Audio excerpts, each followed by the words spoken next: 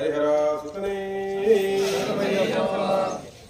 స్వాములందరికీ నమస్కారం, పాదాభివందనం. గ్రామంలో అయ్యప్ప ఆలయంలో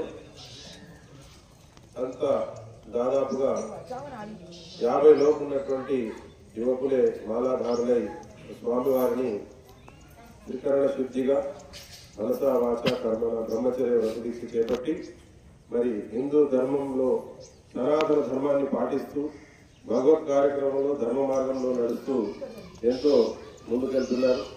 అదేవిధంగా ఈ గ్రామంలో ఉన్నటువంటి భద్రాం తాండాలో మరి ఈ భవానీ మాత మందిరాన్ని ఇక్కడ ఉన్నటువంటి తాండావాసులందరూ కూడా ప్రతి ఒక్కరూ వారి వారి ఆర్థిక సహాయార్థంతో భవానీ మాత ఆలయాన్ని నిర్మించుకొని అలాగే పక్కన వారి గురువు అయినటువంటి సేవాలాల్ మహారాజ్ గారి ఆలయాన్ని కూడా నిర్మించుకొని ప్రతినిత్యము వారికి అమ్మవారికి గురువు గారికి వారు పూజలు అందిస్తూ సేవలు చేయడం అనేటువంటి జరుగుతూ ఉన్నది. మరి ఇది చాలా మంచి పరిణామం.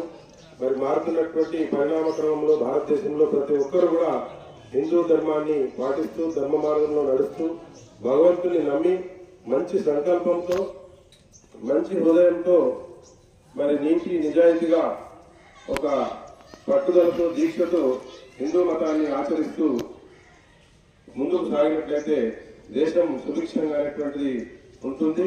మరి దేశంలో అందరూ బాగుండాలి, ప్రతి గ్రామం బాగుండాలి, ప్రజలందరూ బాగుండాలనేటువంటి ఉద్దేశంతో ఇలాంటి దీక్షలు అనేటువంటిది చేయడం జరుగుతుంది. కాబట్టి మరి భక్తులు ఎన్నో రకాలుగా దీనికి సహకరిస్తున్నారు. ఆర్థికంగా అన్ని రకాలుగా మరి సహకరించి పెద్ద పెద్ద పడి పూజలు కానివ్వండి, మంచి హోమాలు కానివ్వండి, పెద్ద సత్సంగాలు, మంచి మంచి ఉన్నతమైనటువంటి జ్ఞానవంతులతో కూడినటువంటి ప్రవచన కార్యక్రమాలు కూడా ఈ గ్రామంలో కొనసాగుతున్నటువంటిది ఇక్కడ మా ప్రజలు మేము చేసుకున్నటువంటి అదృష్టంగా భావిస్తున్నాం.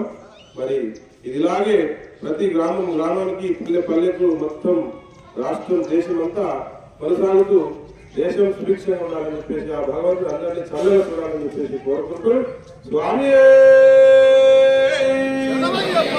జై భవానీ మాతాకి జై సేవాలాల్ మహారాజ్ కి స్వామి.